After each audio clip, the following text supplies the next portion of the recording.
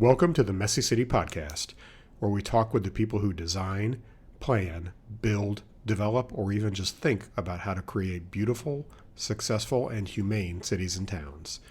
Let's learn from each other and create places we truly care about.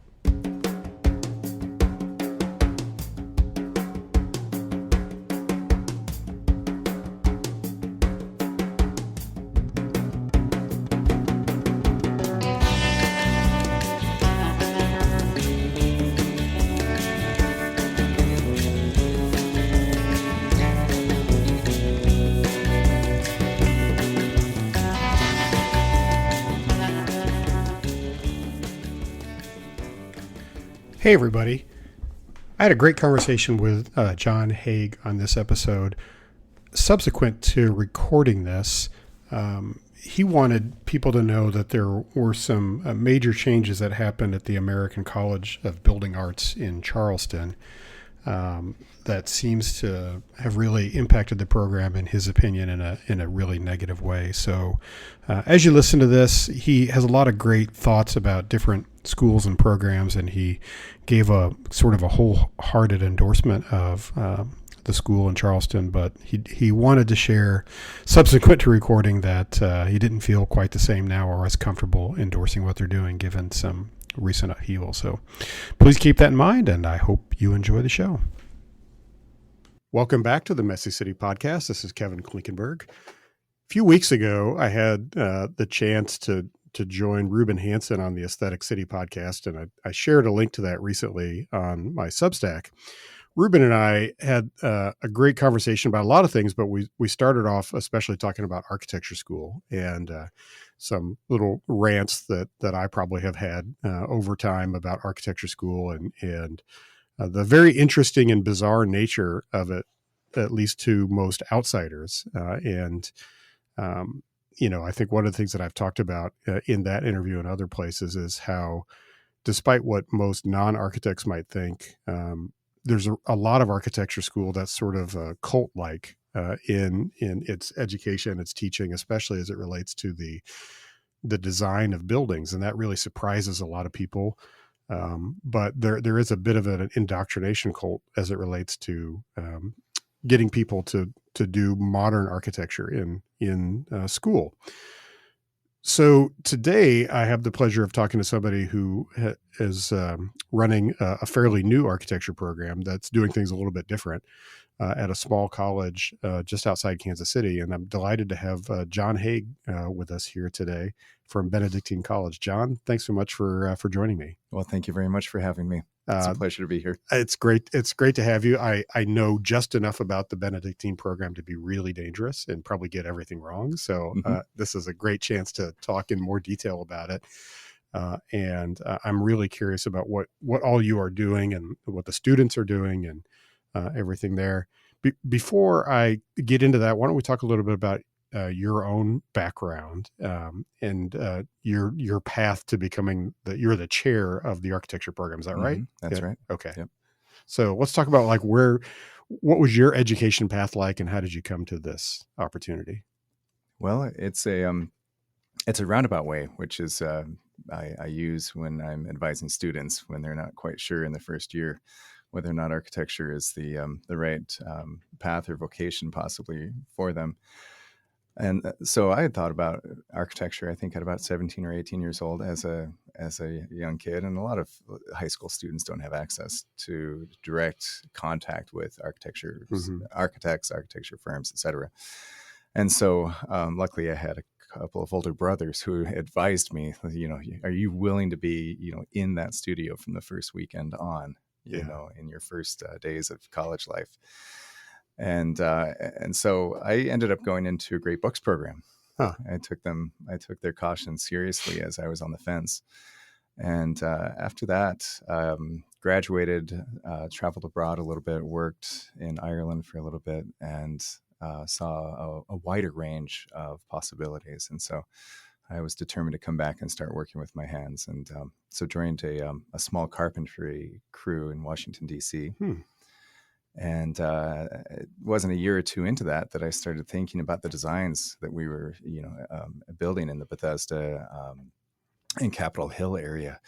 and Georgetown. And I'm looking at the older buildings and saying, well, why aren't we doing something that's more in tune with the architecture that's here? It's really beautiful. It's very interesting. I see the craft in it. And so that got me thinking about the University of Notre Dame, which is where I received my undergraduate degree. And I always knew that their architecture program started from from the basics, from the Greeks, from the Romans. It was basically the great books of an architecture education. And so I contacted the dean at the time and said, all right, what's this going to take to get this degree? And so he advised I go apply to the Institute of Classical Architecture in New York. At the time, it was just ICA. And so I did a 6-week program, a summer program, while sort of took a little break from carpentry. And then from there, started taking night schools, night classes wherever I lived. Out of New York, an architect hired me in Cleveland, and then I was off to Notre Dame for a graduate degree. And after I earned that in 2004, I worked the rest of the time with, next 8 years with Thomas Gordon Smith, who had started the classical program at Notre Dame, sort of transitioned in 1989. And so I really learned a lot from him. And he was also a consummate teacher and professional and highly regarded and award-winning architect. And so in the back of my mind, I was picking up the traits of a teacher along the way. I stayed in private practice until 2016. When a friend emailed me and said, "Do you know what they want to do in Kansas?" And I said, "No, I'm too busy to know what they want to do in Kansas." and so the proposal that's usually like the question that everybody's waiting for, right? What are they doing in Kansas? Right. And so that was the news that this program was going to start, and it was started under the art department, and with a heavy leaning on the engineering department. And so it was sort of for the first 3 years here. 4 years, just trying to figure out how we could survive, what we were going to be, with the help of those departments. But to cut to the chase, here we are now, our own department of architecture. It's a 4-year pre-professional program, and I'm the chair, and we're looking at about 40 majors from the sophomore to senior year. Oh, that's fantastic. So I want to take just a step back because many listeners may not know of like the uniqueness of Notre Dame as an architecture program. Yes. I suppose the easiest way to talk about this is the simplistic way is, you're either taught in architecture sort of traditional or modern approaches. That I know that's overly simplistic, but as a way to discuss this, it's probably helpful. The lion's share of architecture schools, regardless of where you go in the country, basically teach a modern approach to design, which kind of grew out of the Bauhaus school 100 years ago, which was really a rejection. It was an explicit rejection of the traditions of architecture before the early 20th century. Notre Dame is among a very small handful of schools that have embraced looking at the classical traditions, which existed before the modern era, and really training students on those traditions, as well as other traditions, I would imagine. So, and that's from an architecture standpoint and an urban design, urban planning standpoint. So is that kind of a fair characterization? Yeah, it really is. And it seems a little more, common or acceptable to a degree today. But when that was turned around by Thomas Gordon Smith, that was a counter-revolutionary move. And it was on the heels of Notre Dame's accreditation as a school of architecture, seriously in trouble. And so he had the advantage of saying, well, what have we got to lose in a way? And so they went for it. That was 1989. So that's, right in the kind of the breadbasket of the postmodernist movement, early days of deconstruction. And yeah. Right when I was in school. Right. Yeah. Deconstruction was all the rage. Postmodernism was kind of waning a little bit at that time, but yeah, it was a funny time period. So, I mean, there's always like a new fashion or a new fad that everybody's looking at, but I remember deconstruction was a really big deal. Okay. So that's a little bit of overall context. Tell us a little bit about what Benedictine College is, and just as an institution, like what is that like? Yeah, it is a small liberal arts college. It survives on the grounds of an abbey that's been here since the 1850s, and so it's a Catholic private school, liberal arts, and with a kind of a real Benedictine spirit to it, and that's an order that's was started by Saint Benedict in the 5th century. So we like to say we've got 1,500 years, behind us Yeah. in just that sort of approach to life and working the ground and praying regularly through the day. I mean, that's what the monks do, and so that's allowed us a little bit of a side conversation in why we're doing what we're doing. This program based on a return to tradition, a return to craft is, well, we're on the property of a group that's been working on this for 15 centuries. And so, modernism is a flash in the pan, and probably a dying flash at that right now. Mm-hmm. And so the college itself has been around for 100 years or more. Is that right? It's about, it's getting close to 160 years. Okay, 160 years. Wow.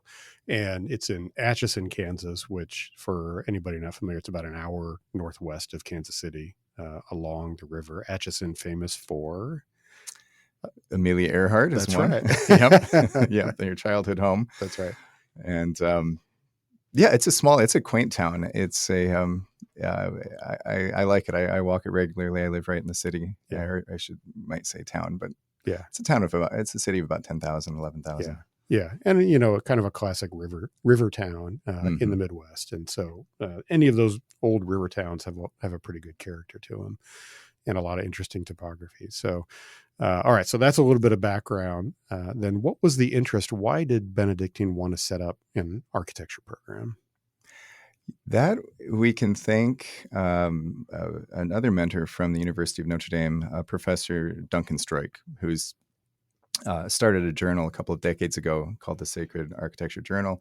He's been one of the staunch proponents of classicism at Notre Dame. And he had met Steve Minnis, the president of the college, who's been president for almost 20 years now. And it was, I think, within about 10 years ago or so that he, in passing, said, Steve, your college has an engineering department. It's got an art department. There aren't many options for not only a classical architecture program, but one at a Catholic school. Why don't you throw your hat into the ring? And so, it was just kind of saying something like that offhanded that spurned this idea. Yeah. And so I can only imagine it's not terribly easy to start an architecture program. There's a whole accreditation process and everything you have to go through. And what's that like? Yeah, well, certainly there would be a lot more programs if this was easy. This has not been a smooth ride by any means. Now, accreditation is a separate point, but just getting something off the ground, especially doing it in a traditional way, like if we jumped right into sort of the modern stage set for teaching architecture, we'd be on laptops. We'd be, kind of a small footprint.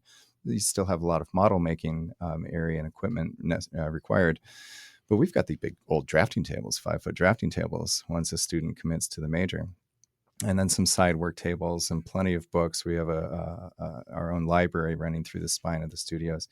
Square footage on a college campus, right? Those who have to pay the bills are aware of what the square footage costs of per student. So just for an institution deciding to do this, it's a heavy load. And then, of course, in the early days, it's a vote of confidence game. Yeah. Will parents agree to something in a conversation with their children? I want to study X. It's never been done before at this institution, and they say I might be able to get a job or go on to graduate school. Right. And which is what we were telling them was our goal, teaching them, and then thanking them for their faith and their trust. In the first 3 to 4 years, that had to be proven. Yeah, that must attract a very unique kind of student then in those early years, because there's no guarantee of anything at that point, and it's a totally brand new program. We consider those classes that graduated in 19, 20, 21. Yeah, the trailblazers, absolutely, the pioneers. Yeah. So then, from an education standpoint, you're teaching people from the outset. They're learning how to draw by hand, I guess, which is the Notre Dame way as well. Is that right? Right. Yeah. Right. So how important or why do that? Why is that important?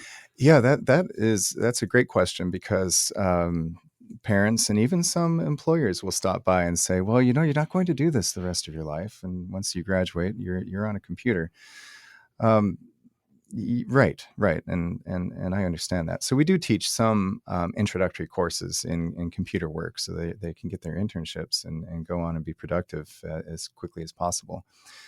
But the hand drawing, and then from there, learning traditional methods, which are hundreds of years old, of creating the look and feel of an image in India Mm-hmm. ink washes or watercolor Mm-hmm. washes. They're kind of quick, fast drawing approaches to bring something to life for a client or for a patron to review.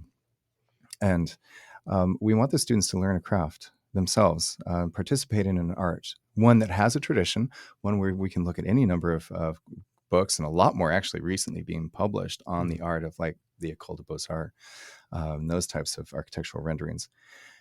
The students see that they're now participating in history. First of all, they're participating in a precedent that was recognized, up until, again, the 1940s in different competitions like the Rome Prize, the Paris Prize.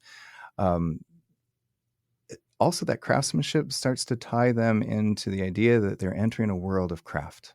Ideally, they're going to be working with craftsmanship in stone, in iron, in carpentry, millwork, etc., such that if they've had to experience a bit of a craft that's not part of a computer program, they themselves can learn to be more respectful of somebody else who's learning something by hand. Mm-hmm. I say the most dangerous thing that a student can get used to is learning learning only to speak in a system that was created by software designers, and then also learning that Control Z will fix everything. And who else in the world of craft and building has that option? Yeah. Nobody. So we don't want them to be thinking that this Yeah. is the way that an idea will find itself out in the built world. Yeah. Yeah. I think one of the funny, I guess, ironies of the current age that I've experienced in my career is, we were, when I was in architecture school, we had to do some things by hand, but it was the dawn of the AutoCAD age. So we were kind of in a transitional moment. And nowadays, when I visit most architecture schools or have the chance to uh, go to a studio critique, it's clear everybody's been doing everything on the computer for a while, and it's impressive. I mean, the software. I was just in one a couple of weeks ago, and the renderings that are produced with the software are unbelievable. I would have loved to have had that tool.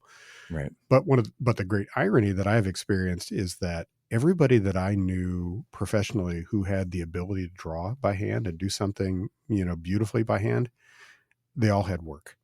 Uh, they almost never experienced really a time where they weren't able to get work in their careers, and I think a lot of that is because there is a real skill there that is different than everybody else. If you're just going straight to AutoCAD or Revit or any of the really cool rendering programs that are out there. Not that those aren't valuable; those are valuable, but they change a lot, right, as well. Whereas learning how to draw, if you keep that skill fresh, you do it you can do it your whole life. right. And then you look at where the software can get you in terms of your drawing and your sketch versus, and it's very easy for us to start thinking about, in the ways that the software will have us think, because we're human. We need a shortcut, and it's hard to be recreating something every single day. So, but when you're on paper, there's this daunting, that terrible thing for artists and architects is the blank sheet. But in a sense, and you can't just copy and paste from some other file. Okay, you can trace things. That's fine, but no, I think it's daunting to the students to learn something by hand, but very few of the projects are thrown away. We don't have garbage heaps at the end of a semester like I've seen at other schools of architecture. We don't have printed out work because, well, you can print that again. More frequently, I've seen students save their work, parents frame the work that they've done. And there's a little bit of that, sort of, here's something beautiful. Mom and dad want to put it on the refrigerator. There's a little bit of that carryover, but it is something beautiful, and it's something that has been touched by their hand and worked on by their hand. And so they do take another level of ownership on the design, almost too far, where I do have to warn at the end of a semester, this does have to be critiqued. And there's a lot of you in this. Yeah. Let's try to take a step back now Yeah. and return to a professional, back and forth. Yeah. You'll always have that beautiful piece, but it still gets to be criticized to a degree. Yeah. Yeah. But I mean, having that skill and that ability to create something beautiful, even though it will take, a few years to really develop that skill well, it's incredible the use that has for the rest of your life. And, it just kind of, well, I'm sorry, it just makes me think of like when I started working as an architect right out of college. I very quickly learned AutoCAD, and I was incredibly valuable in the office at that point because I was like the guy who knew AutoCAD, and the older guys just really didn't, or were struggling with it. And now, if I were to go into an office, I would be worthless because now the main production tool is Revit in most offices, which I don't know. And it would probably take me a long time to learn, and it would be a struggle. But if you had that ability to draw by hand, again, that's just something, you can use it regardless of technology. So anyway, that's just kind of a little anecdote. And I do like to say, what are you? Are you still an architect when the power goes out? Right. Oh, yeah. Right? Yeah. Can you pick something up and keep going? Yeah. Or do you have to wait for the machines to be plugged in again? Right. And that has happened at firms that I've worked at. I also thought I was going to jump in there because sure. I remember a friend, a fellow graduate from the graduate program at Notre Dame, trying to, for all of us, back in 2008, between 2008 and 2011, trying to survive or navigate the Great Recession. I remember that he said in his firm, as being one of the guys who was between the 5 and 10 years of experience, he started to get on, higher towards that chopping block of when they needed to make cuts. And I remember he said that his boss said, no, that he knows how to draw. So he's not, he's not part of the firing line, at this point, unless it gets to drastic measures. Yeah. And I was told by, and this is a little bit glib, but a great architect out in the Pacific Northwest, Duncan McRoberts, I met him at a conference once in the early years, 2016, the first year of trying to start this. And he looked at me and he said, you know what, just teach your students how to draw. We'll take care of the rest. Yeah. No, firms don't often say that, Right. they do want AutoCAD, they do want Revit now. But so that certainly is now considered an advantage, and it's becoming more mainstream to talk about how do we teach students to draw again. Yeah. Yeah. I speak with jealousy because my freehand drawing skills not so good. I learned some things and I can get by and do some things, but I never developed that ability that I see in certainly a lot of the Notre Dame graduates and everything else. It also makes me think about for a while there, I worked in a firm of about 15 people or so, and one of the project managers was a guy who had a great talent for drawing by hand. And just speaking again from a practical standpoint, one of the things that he had the ability to do that nobody else in the office had the ability to do is when we were sitting and having a meeting with a client and we were discussing something, he could whip out a sketchbook, a piece of paper, and whatever we're talking about, he could immediately draw that up and do it in 3 dimensions. And we would have a visual that was convincing for what we were talking about. And I always thought that was an amazing skill. And the people who have the ability to do that, it just really enhances your communication ability as a professional. And so instead of we're just talking to each other, you can whip out a piece of paper and sketch it up in no time. It's tremendous value. It reminds me of a very large project that I was working on for Wade Weissman. And this project was in Cincinnati. And I remember the contractor, one of the principals of the contracting firm, he looked around the job trailer and he said, he was trying to calm down some of the small talk. He said, I just counted our billable rate here with all the different consultants and architects and trades present. And he says, I think we're close to $10,000 an hour. And then he said a few other things you wouldn't put into a podcast, about, this has to be effective and a product. We need something, produced here. Yeah. And another experience was when a contractor contacted me and said, I think the client wants to see someone drawing by hand. I think they're kind of missing the romantic part of the patron and architect relationship. But it's a tremendous time saver because if if you take information from a job trailer meeting or from a meeting with a client, and it has to be regurgitated through a computer program, that means you're usually back, 100 miles away, 5 miles away, whatever, back inside of an office. And that's being translated through a couple of different people, depending on the size of your firm. And it's going to find its way into a black world of CAD or Revit, a sort of an anti-space. Right. And then that's going to be translated, and it's going to have to be processed back through a project manager, another supervisor, back up to, is this what we think was being said? How many people have we touched in that process, in that review process, before it gets back to the contractor or the client who really needs it, and they're paying that hourly rate?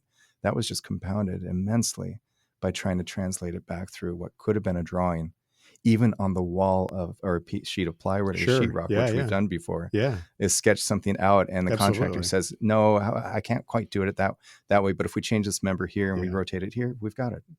So this is a bit of a tangent, but it just kind of can't help but think about this. One of the questions that comes to mind is, we're in this world now of AI, and there's a whole number of programs out there that allow you to do sort of the text interface to create images, to create renderings, some of which are pretty compelling.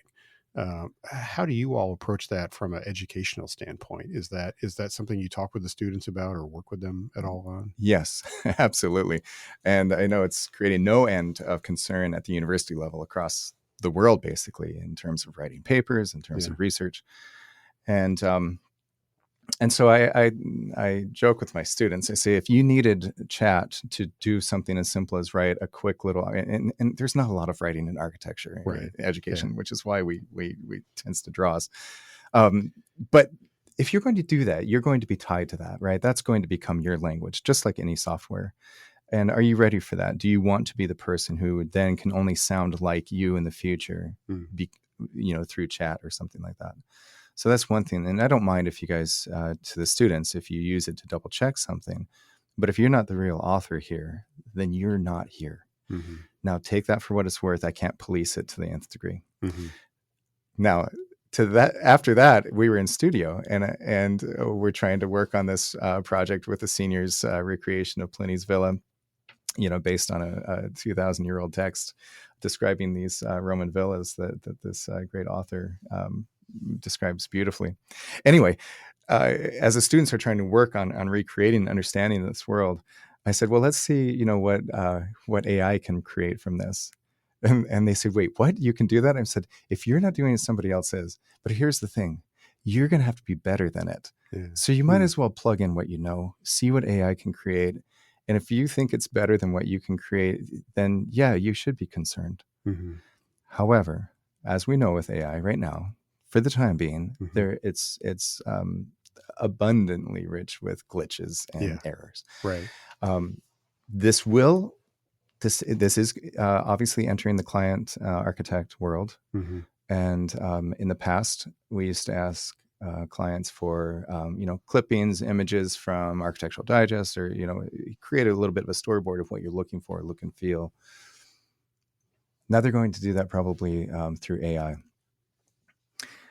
And that will cause some concern, because I think it's only a matter of time before that's integrated with also a Revit or an AutoCAD. That seems takes, like it. Takes that design and actually creates your set of documents based on the design. It'll be able to find the glitches. Right.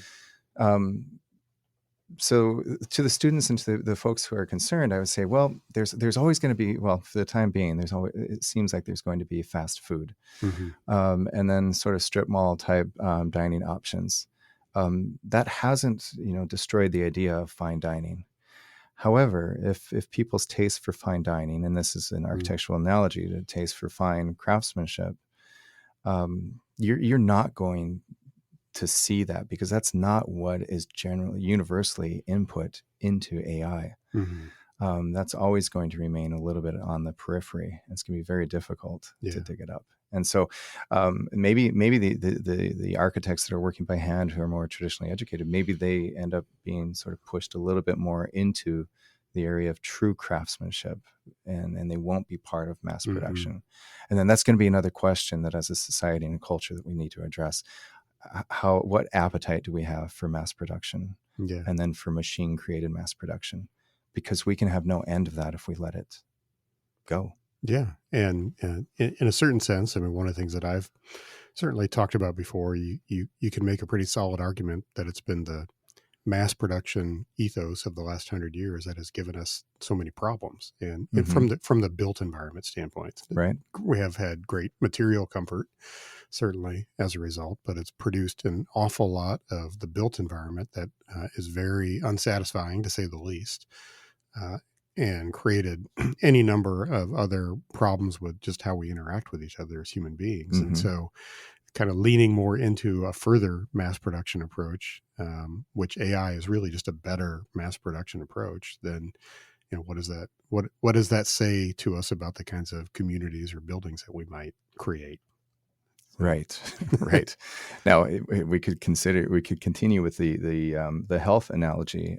In a certain sense, we've never had so many ways to keep us alive. So many medicines, and whenever you get a little bit, in the conversation about craftsmanship, someone's going to bring up a counter argument and accuse you of maybe leaning into being a Luddite.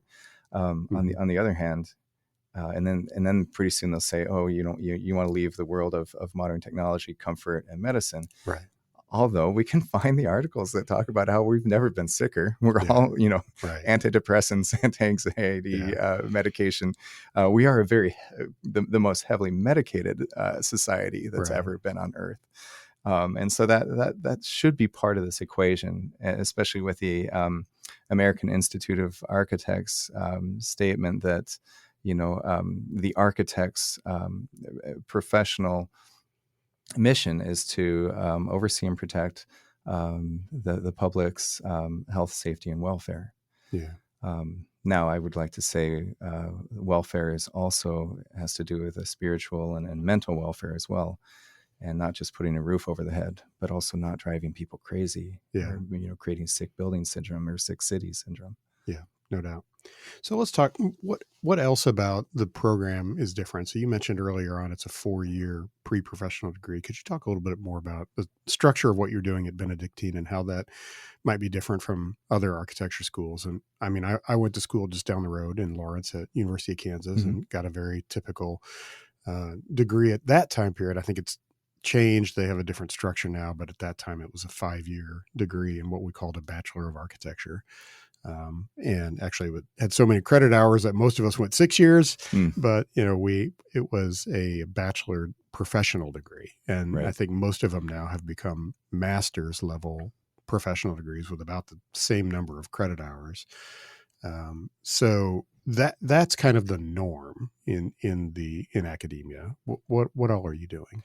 Yeah, well, I think, I think the balance is leaning more heavily into what would be now considered a 4+2, 4 years undergrad, and that'll be a Bachelor of Arts or a Bachelor of Science, depending on the type of program.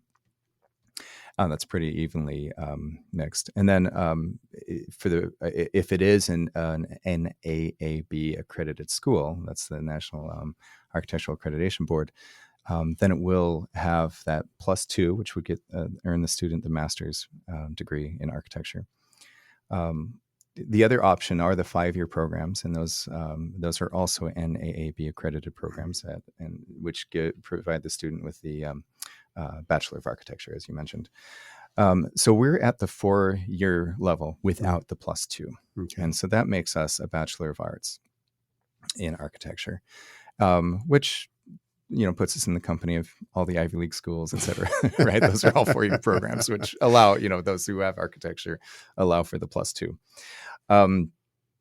It's a debate. It's the NAAB is it's a strong-armed organization. Sure.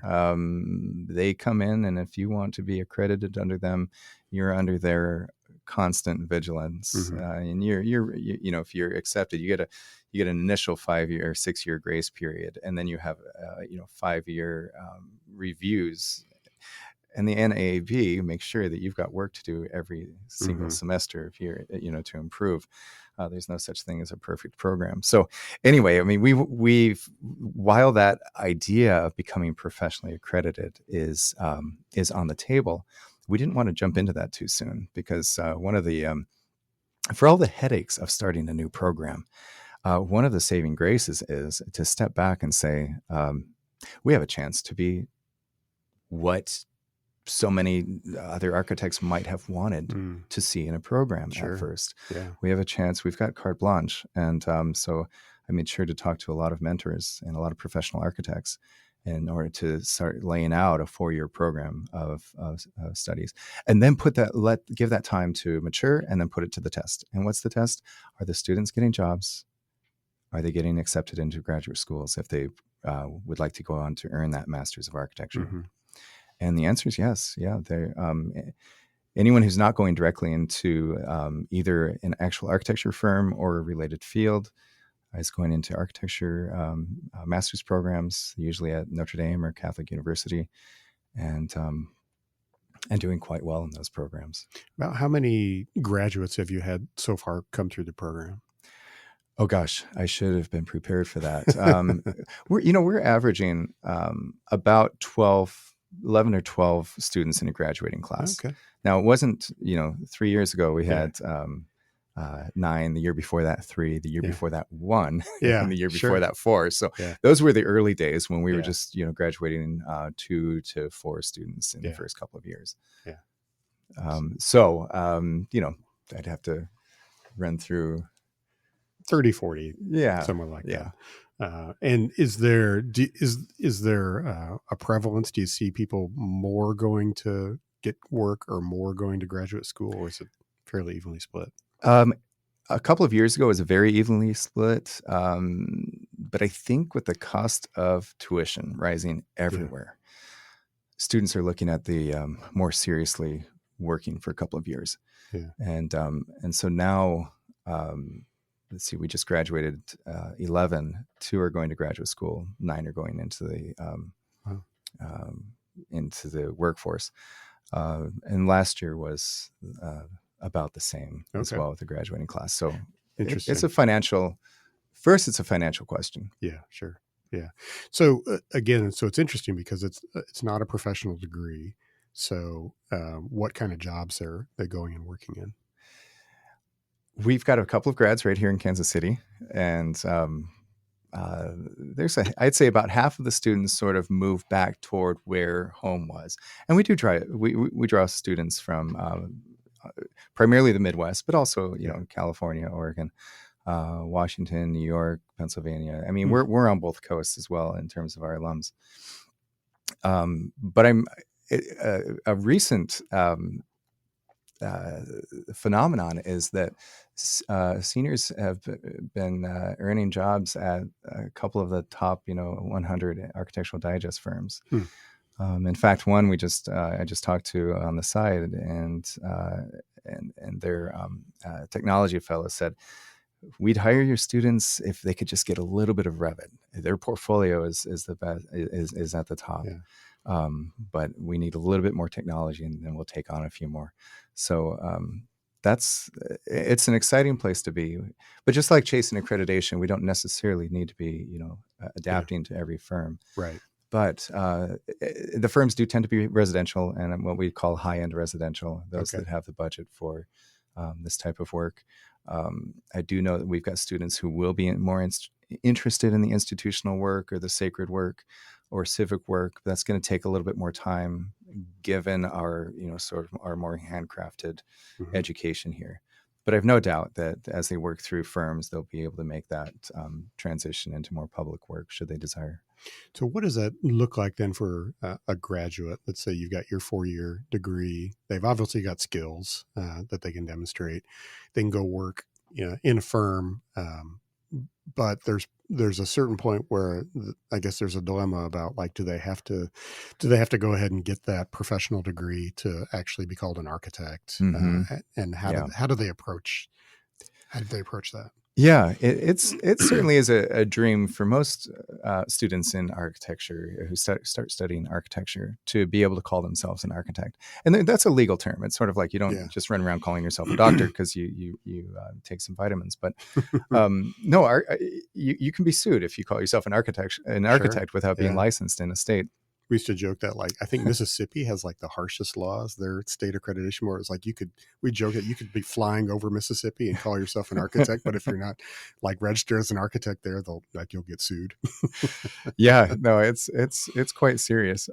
Now, the National Council of Architectural Registration Boards, NCARB, if I say Mm-hmm. NCARB, that's what I'm referring to. Mm-hmm. That's what students end up applying to start logging hours, and they have to be working. Our students would have to be working under a licensed Right. architect, and so they can start logging hours in the professional field and earlier now than ever start taking their exams. And I believe we're at 6 architectural licensing exams that have to be passed before a state will, review the rest Right. of the file.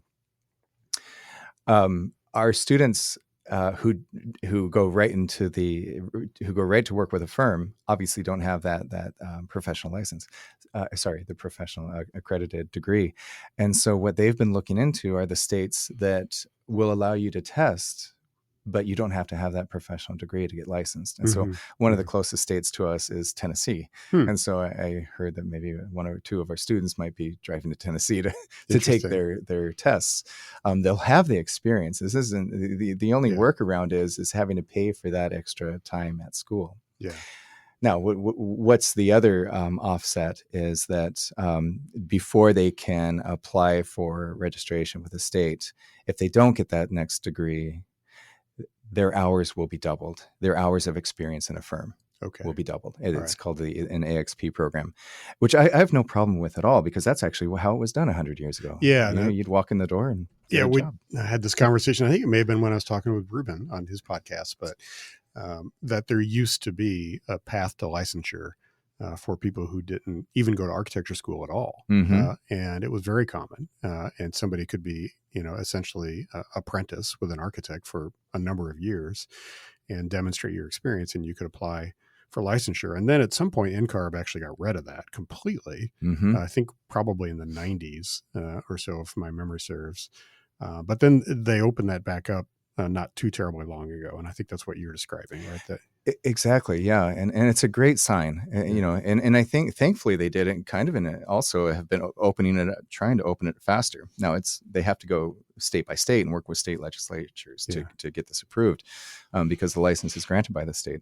But it's interesting. Part of it has been a move towards opening up the profession to more diversity, mm-hmm. to more diverse backgrounds, income backgrounds, Mm-hmm. people who can't afford to go to 4, let alone 5 or 7 years of college. Yeah.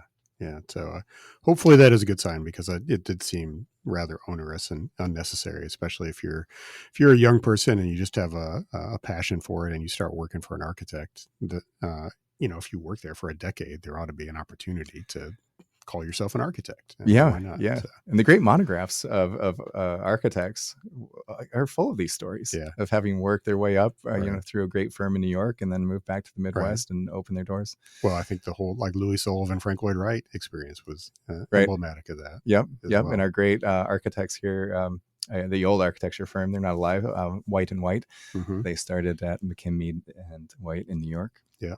So, but and then just I hope I don't belabor this too much, but the only person who has to have the license is the person whose name is on the door, right? The person who's stamping the drawings. Now, I am pleased to learn that more firms are giving, an upgrade in salary or helping our students study for the exams and take the exams. And it's important to most architecture firms that you do proceed towards that professional licensure. But according to NCARB, the average age of licensing is 32 and a half years old still. And that means a lot of life can happen between 21 years old and 32. And it doesn't always remain as important a goal in life you're always a designer, a consultant, this or that, and you still get paid, according to your quality of your work. Yeah. You can go a lot of different directions with that degree potentially. What do you all do? You have the students ever actually like physically build things at all as part of the program? We do, yeah. More and more with my colleague Ken Haigh, who's teaching different building systems, environmental systems, but also just building tech courses 1 and 2. And so the second course is to get hands on in the city of Atchison. And usually, it's about 4 months long the semester. So what can you do? Usually, it's like out buildings, front porches. Usually, working on kind of a historic house and offering that our students get some of that field experience for sure. So how dirty do they get? What are they doing? Oh, they get their hands into, and these are all small scale, but concrete formwork, Cool. even do a little bit of rebar, Good. roofing, siding, sheathing, some framing. Yeah, that's great. I mean, again, it's just kind of funny because most people probably be surprised to know that that is not common at most architecture schools. You can go through the curriculum at many, if not most architecture programs and never have to actually build anything, which is there's somewhat kind of crazy about that. Yeah, and it might seem counterintuitive, but I would never have traded my couple of years in carpentry for anything in the world. Yeah. And so while we're teaching this great art of representation in the students' projects, I will say, by their second or third year, their summer, have you been working construction? Have you got a job in construction yet? You've got to get in there. Yeah. Are there other places in the country that are looking at what you're doing and thinking about creating a program, trying to model anything after what you all have been doing? I'm not sure what kind of a model we are. I know that there are kind of parallel programs like in 2016 when we began. That's when the graduate school at Catholic University of America, that's when they started pushing a real heavy concentration in classical architecture, again, sort of based on the Notre Dame model. Within a couple of years of these programs starting, I know out at Utah Valley University, they've been moving immediately towards accreditation, and they've got a pretty fast growing program out there as well. I'm not sure. I mean, we do have some communication back and forth. But since they're going on the 5-year model, they just kind of look at our projects. But and then there's the ACBA, the American College of Building Arts in Charleston, which has been around for 20 years at least, and more. And when I first heard about that, I just thought it was an awesome idea, and I thought it was going to explode. There'd be one in Kansas City, there'd be one in Milwaukee or near Seattle where I grew up. I just thought, like, why wouldn't there be one in every older city? And that's too bad. They've got a different approach, but I would encourage anyone who has a chance to visit them. It's just a wonderful little entity. And describe a little bit about what their mission is. Yeah. And I hope I do. I hope I do them justice. So their mission is to have a 4-year liberal arts degree, but over that 4 years, after an introduction to a wide range of disciplines, you concentrate or focus on plaster, craftsmanship, stone carving, architecture, classical architecture, carpentry, fine carpentry, and rough carpentry. And they also take business classes so that they're prepared to possibly set up their own business as well. So they have a better chance of succeeding once they graduate there. And that all came in the aftermath of, was it Hurricane Andrew that was particularly devastating to Charleston in the 90s. And they realized they didn't have a building culture to help rebuild the city. And that was an eye-opening. Not only did it open the eyes of different folks around the city, but they actually acted on it. And that's part 2 that you don't often see around the country. Right. Yeah. So, I mean, that's a pretty fascinating deal. And it really is a lot about trying to create tradespeople who can work on historic buildings and then hopefully create new stuff that has the same character to it. So also, we probably shouldn't leave without talking about, think about your school, Notre Dame, Catholic University of America. There's obviously a Catholic tradition here and an alignment with these Catholic universities. How important is that, or how would you describe the nature of how that impacts the educational side and the architecture school?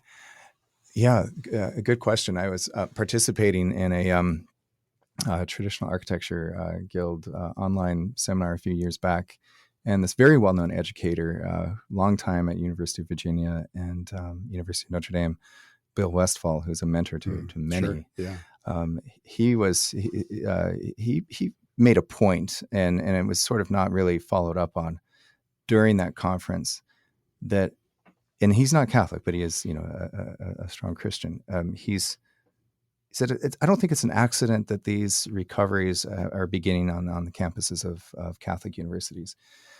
And he said maybe one or two sentences after, but it didn't spark a debate. But I think for that to, sort of capture his attention, why? I think it's appropriate. I think, to the different degrees that we, if someone is raised or Catholic or knows what a Catholic believes, I mean, we've got, a very thick catechism.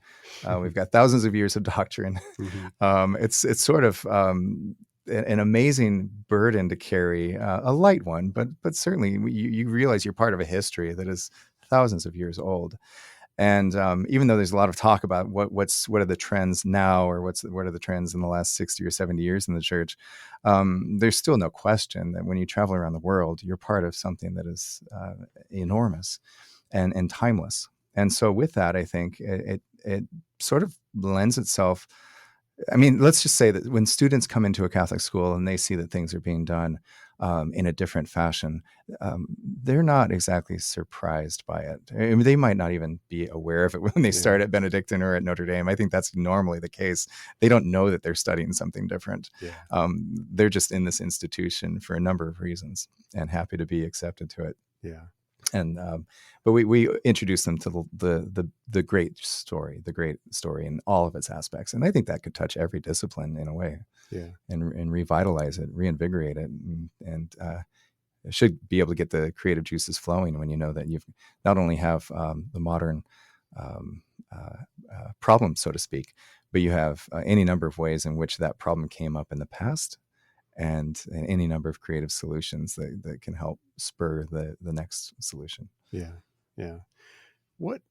What's the future? What's next for you all, for the program at Benedictine? Well, next year is year 10 for me. So I'm hoping it'll be just come with a slight bit more rest. Good luck. Right. But you never rest. I mean, it's developing a program and trying to sustain it and keep it strong and lively it's a game of whack-a-mole. Like, oh, we need a little more computer work. No, we need a little more tech work. Oh, well, are we getting any structures? No, let's save that for grad school. That's another program's problem. Are we starting to slack in this area?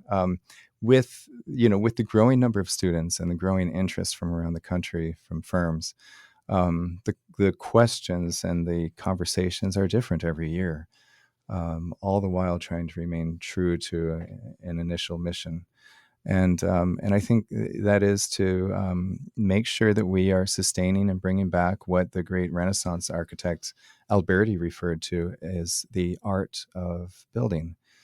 And I don't think it's appropriate that the field of architecture should be trying to compete with a machine age. That's not what any architect enters into this for, no matter what the program is.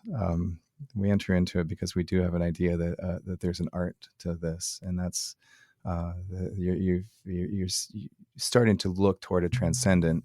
Even if you wouldn't consider yourself religious, what's attractive about that is a timelessness, and we'd probably say a little bit of participation in the supernatural with the natural. If we're going to push a little further. Last question I have for you, at least for today, but I know there's only so much you can squeeze into a 4-year program.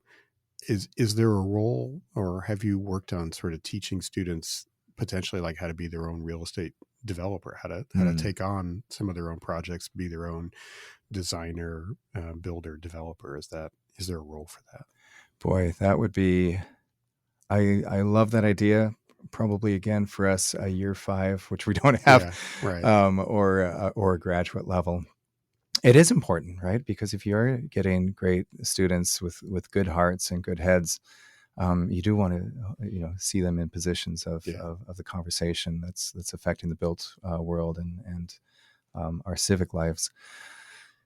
I would say our first goal is to transform a student into someone who's going to be good for a patron, a good listener, a very good observer, which comes back to the hand drawing techniques. Um, they will, down the road, I have no doubt they're going to find themselves in that role. But I worry if we push on them too many responsibilities, Sure. the shortcuts start coming out. Mm-hmm. And we already sometimes fear that we're creating folks who think because we have something so different, they think that they know more than they do, Mm. and that's always dangerous, and that's a young person's Sure. problem perennially. I was gonna say that's every young person. That's That's yeah. my like little kids are the same way. So. And so a few of these, especially when we introduce cities, we're like, this is by no means are you going to understand, Mm-hmm. sort of urbanism yet. Mm-hmm. Just know what the issues, what the conversation should sound like, Mm. and you grow into that. A little bit like, you in certain of these areas like real estate and urbanism, let's say you're still at the kids' table at Thanksgiving. Yeah. But look at where you want to go, and we encourage you to get there. Yeah. All right. That's great. John, if people want to find you or the program, how do you best direct people to find out about it? The Benedictine College homepage is benedictine.edu. And once you're there, you can look at courses of study, and then you'll be given a list that architecture will be up there with accounting and art. Yeah. And click on that, and then you'll see my contact information. Email, I'm always too much on that. And then there's a phone number there as well. But and you're building a new library on the campus too, is that right? we are, yes. Yeah. That's a very special project, and not the least of the grand plans that are coming down the pike for the college. Yeah. Experiencing a lot of growth under this administration. Yeah, and I mention it because it's a very traditionally designed library meant to work with the historic architecture on the campus. It is, yeah. No, we're already the president can't wait to look beyond a 10-year plan that will remove the 1960s buildings from quietly and create new dorms and a more vibrant range of traditional options of architecture. Yeah. And make it something that really delights people and shows that a college campus, like historically, is a place that's set apart from the distractions of the world for, as President Menace would say, to develop a community in faith and scholarship. And you sort of have to walk into a gateway and experience a little bit of that ancient quiet when you come onto a college campus, just to start preparing students. And that's really the direction that we're going. That's great. Great. Well, thanks so much for doing this. It's fascinating to learn about this. And selfishly, I love that it's so close to home for us. And hopefully the students can have a great impact on this region as well. So, John, thanks for doing this. Absolutely. Thank you for having me.